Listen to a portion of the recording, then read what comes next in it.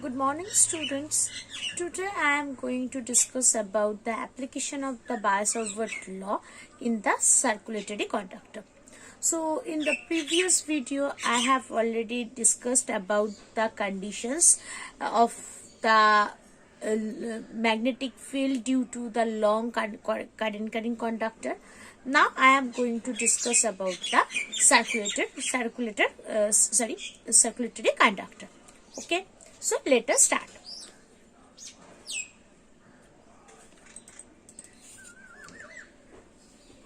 So if I consider this as my circulatory conductor, okay, so this is the center and I want to, through this conductor, the current is flowing in this direction. So I want to find out the magnetic field at this point O, which is basically the center, right? Now how I am capable to find out this? This distance is R.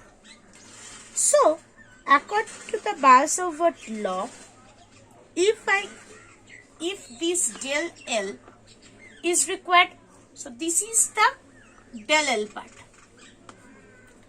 Now as this del L has a direction, so let us consider the direction is according to the tangent of this circle.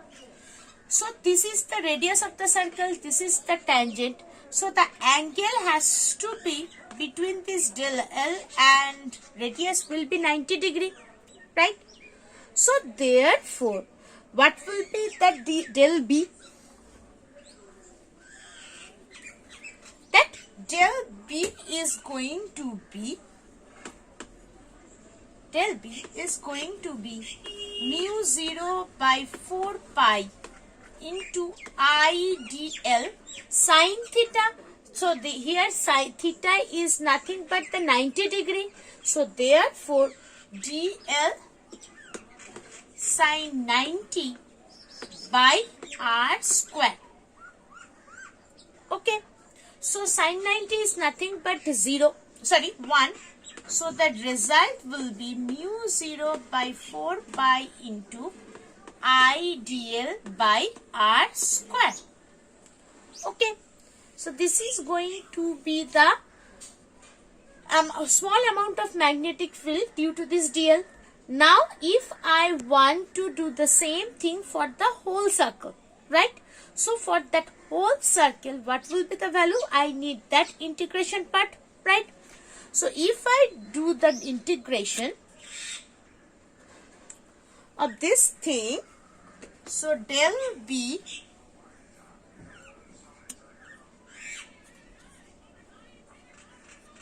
this del B integrated, this is also integration.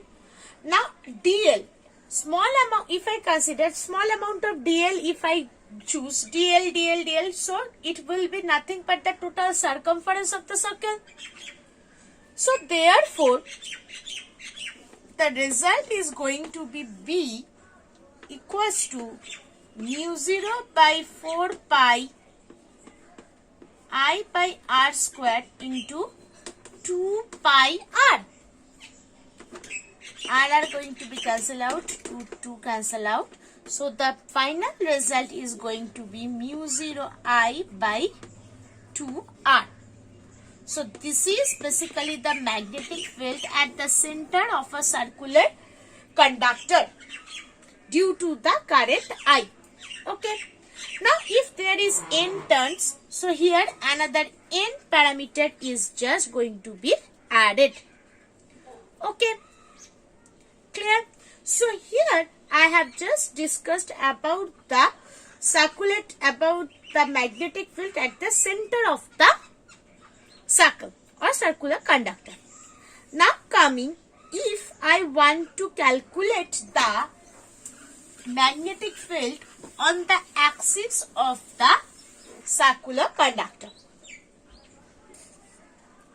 So let us discuss.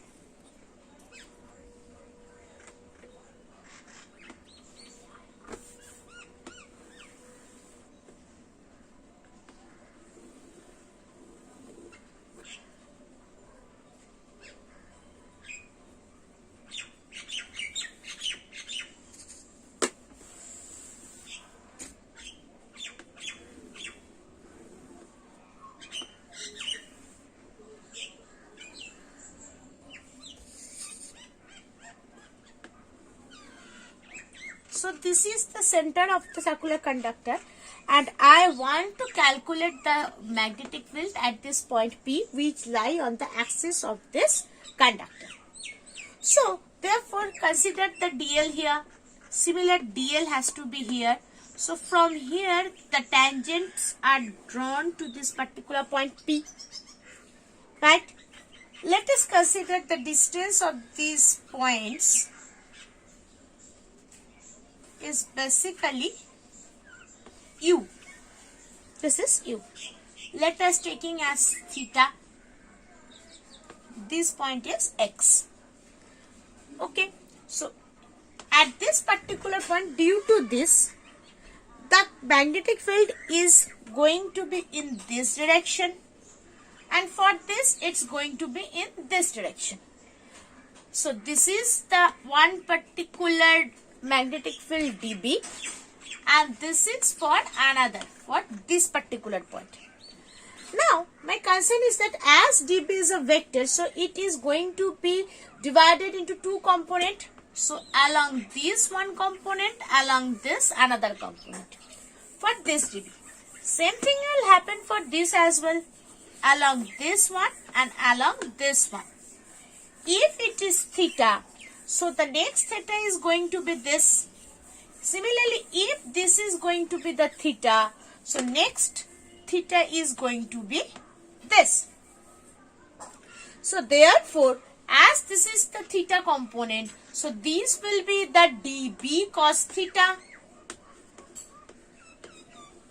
And this component, this horizontal component is going to be dB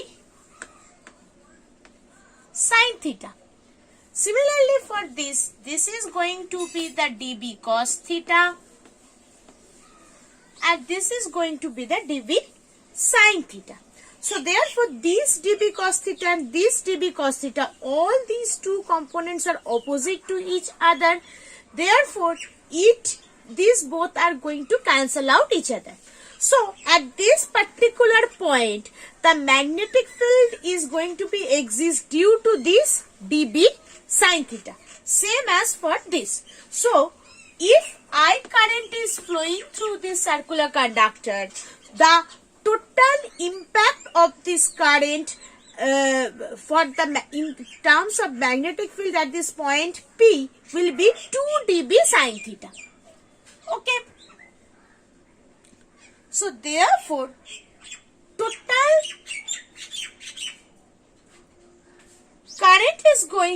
magnetic field is going to be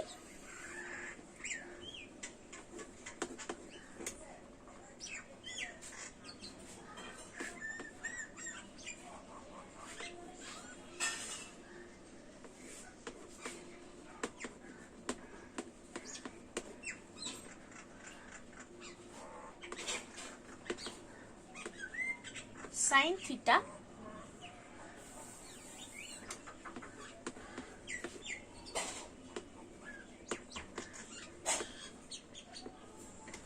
the distance is U square.